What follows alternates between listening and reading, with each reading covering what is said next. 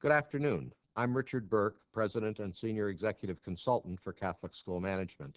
Since 1973, I have led a company that has been privileged to provide consultative guidance exclusively to Catholic elementary and secondary schools in the United States and overseas.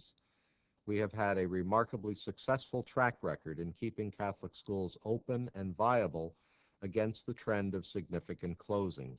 It may be helpful to place these trends in perspective. Following the Third Plenary Council of the American Catholic Bishops at Baltimore, when Catholic schools were mandated by the bishops and when Catholic parents were obliged to educate their children in Catholic schools, the Catholic elementary and secondary school system grew rapidly, eventually operating more than 15,500 schools by 1964-65. That year, enrollment peaked at more than 5.2 million students. Following the Second Vatican Council, and more specifically in the United States, the issuance of the Pastoral on Education to Teach as Jesus Did in 1972, Catholic school enrollment declined and the number of closings increased. Today, there are fewer than 7,800 Catholic schools in the United States, educating just over 2.4 million students, less than half the numbers enrolled in 1964-65. The causes for this disturbing trend are many and varied. We cannot discount demographic shifts, significant movement of people out of the Northeast and Midwest to the Southeast and Far West, declining numbers of religious available to staff and administer schools, and significantly rising costs.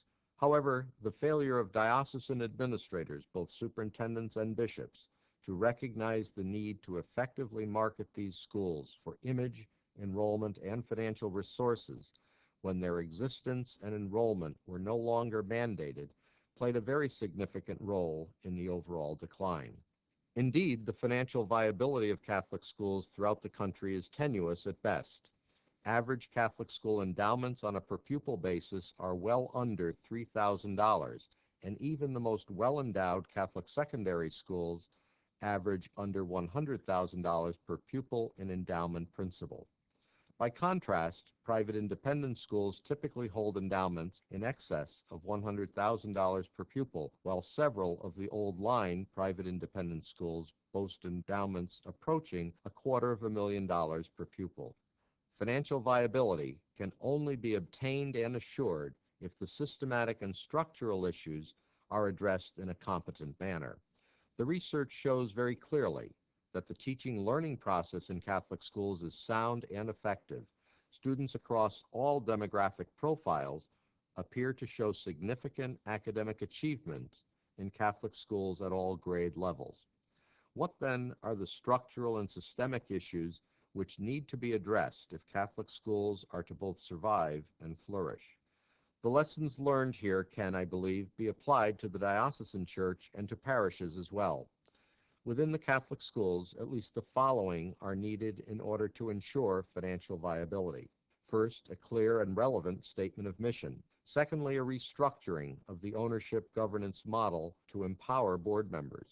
Boards, commissions, and councils, which are purely advisory or consultative, should be replaced with boards of limited jurisdiction, with clearly delineated reserve powers held by the owners, whether they be pastors, bishops, or religious community superiors. Of course, appropriate training needs to be provided for board members. Father Jim Mallett, the former Vicar General for the Diocese of Nashville, Tennessee, and both a canon and civil lawyer, along with others, argue persuasively for establishing these schools as separate juridic persons in order to put them on a more even footing with parishes in their respective dioceses. Collaboratively develop and continually updated strategic plans, effective and comprehensive communication programs to inform as well as to market these schools for image, enrollment, and resources. Comprehensive development programs which coordinate fundraising and ensure effective programs of annual and planned giving. Good business management, including long-range financial plans, annual operating budgets which are both realistic and appropriately developed, monthly budget monitoring and financial management, annual audits, compliance with the appropriate financial accounting standard board rules, publication of comprehensive annual reports, and well-trained and committed administrators. None of this is rocket science, and much of this can be applied directly to diocesan and parish management. I sincerely believe that the Leadership Roundtable can help dioceses, parishes, and schools with more sophisticated training, software and hardware to assist in the marketing effort and to effectively track infant baptisms, market share for Catholic schools, and student retention and attrition rates and trends. Roundtable leadership can also assist dioceses with the establishment and maintenance of effective websites and database management systems.